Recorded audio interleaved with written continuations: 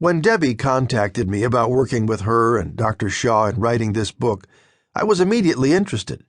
Interested first because I was thrilled to hear that Dr. Shaw had been using the 5 love languages in his counseling with those who were walking the Alzheimer's journey. Secondly, I was interested because as a pastoral counselor, I have counseled many families who have taken this unwanted journey.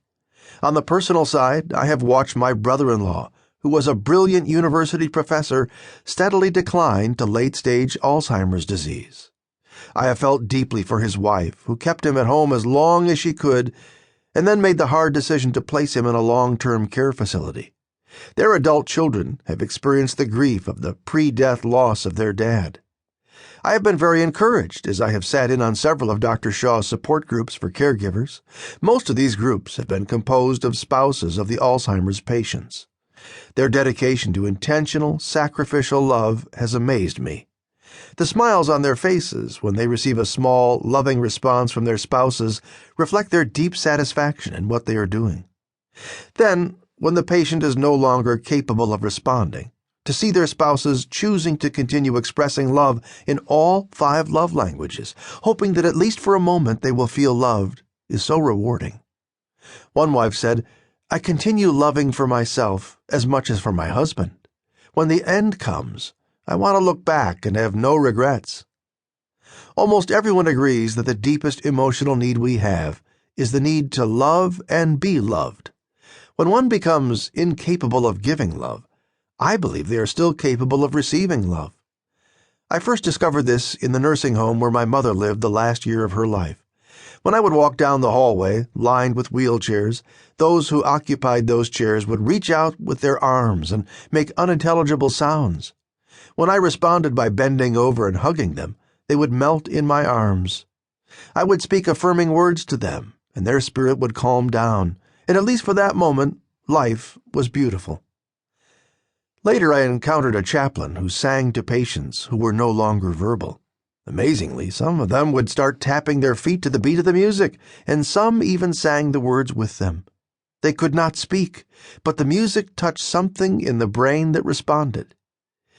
It is interesting that so many of those caregivers who demonstrated intentional, sacrificial love for their family member who was suffering from the results of Alzheimer's disease had a strong faith in God. More than one said, "I could not make it without God and my church family." I am convinced that God wants everyone to experience His love and then to share that love with all whom we encounter. By nature, we are selfish. We love those who love us. When we receive God's love, we are empowered to love even those who do not or cannot love us. This is the love that I have seen demonstrated by so many caregivers.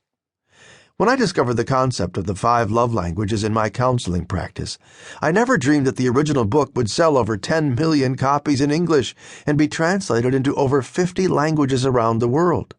The series of books that followed, the 5 love languages of children, and versions for teenagers, singles, men, and military couples, have helped millions of people express love more effectively in their marriage, parenting, and friendships.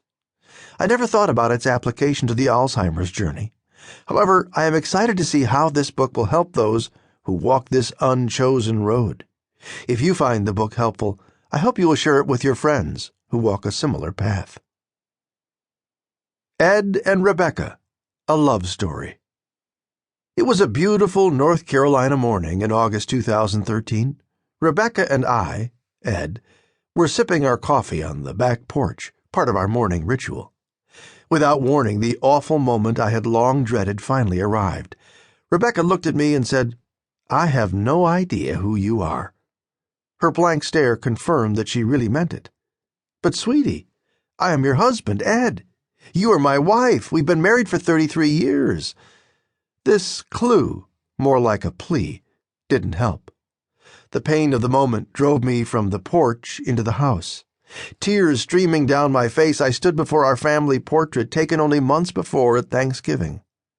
I looked into the faces of our daughter, Erin, her husband, Darian, their 2-year-old son, Paul, and our other daughters, Leah and Carrie, sweet Rebecca, and me.